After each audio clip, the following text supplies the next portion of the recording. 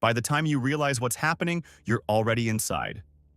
There was no warning, no countdown. 1 second you were drifting through ordinary space, and the next the stars in front of you bent. They stretched into rings, and a hole opened in the middle of the sky like an eye, and you fell in. This is a wormhole, a shortcut punched through the universe. One end here, the other end, somewhere. Nobody knows where. Nobody has ever been through one.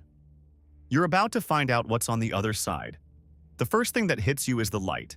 It's coming from both directions at once. Behind you, the star field you just left, shrinking into a bright circle.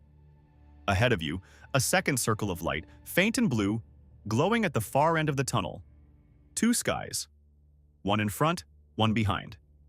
And you, falling between them. The walls of the tunnel aren't walls at all. They're made of everything. The light that fell in with you is smeared and stretched along the sides, so the tunnel glows with warped images of stars, sliding past you like reflections on wet glass. You look left and see a galaxy bent into a ribbon. You look right and see the same galaxy again. And again. The tunnel is showing you the universe from angles that shouldn't exist. Then you notice something worse. Your own hand, moving in front of your visor, is leaving trails, not blurs. Copies. You move, and a fraction of a second later, you watch yourself move.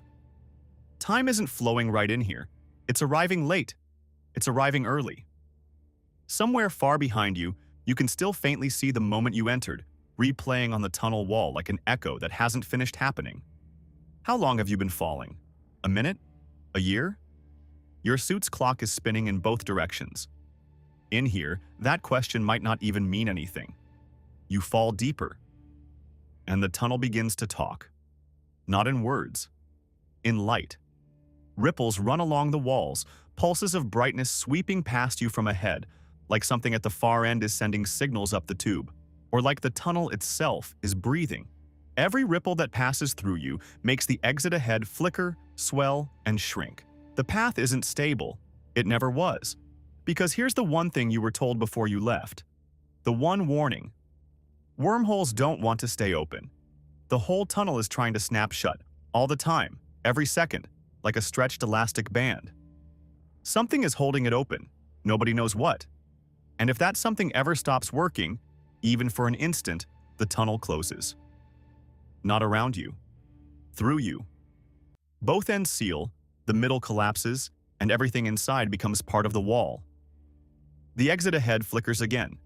It's getting smaller. You do the only thing you can do. You fall faster. You aim yourself at the shrinking circle of blue light and you dive, while the tunnel ripples harder, while the ghost copies of your own arms multiply around you, while the smeared galaxies on the walls tear past like scenery from a train window in a dream. The circle ahead grows, shrinks, grows. It's a coin, a doorway, a coin again. Then it's everything. Light floods your visor, the tunnel walls peel away in every direction at once, and with a silence louder than any explosion, you're out. Space. Real space. Cold, black, still, dotted with stars. You made it through. You are officially the first being in history to cross a wormhole, and you float there, breathing hard inside your suit, laughing at nothing, staring at the sky on the other side of the universe. Then you stop laughing. Because you know that sky, that constellation, off to your left. Slightly wrong, slightly tilted, but you know it. And that star, the bright one, the warm yellow one, close enough to be a sun.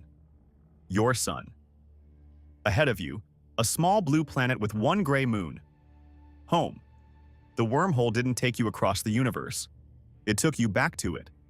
You crossed the impossible tunnel, survived the collapsing throat, fell between two skies, and came out where you started. Almost. Because as you drift toward that familiar blue planet, the wormhole behind you flares one last time. And in its glow, you see something drifting in the distance. A small shape, floating exactly where you were floating before all of this began. A suit. Your suit. You, a few minutes ago, hanging in space, about to notice the stars beginning to bend. The tunnel didn't just fold space, it folded time.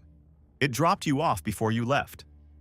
And now you're watching yourself, out there in the dark, drifting closer and closer to the eye that's opening in the sky. You could shout. Your radio still works. You could warn yourself. Stay back. Don't go in.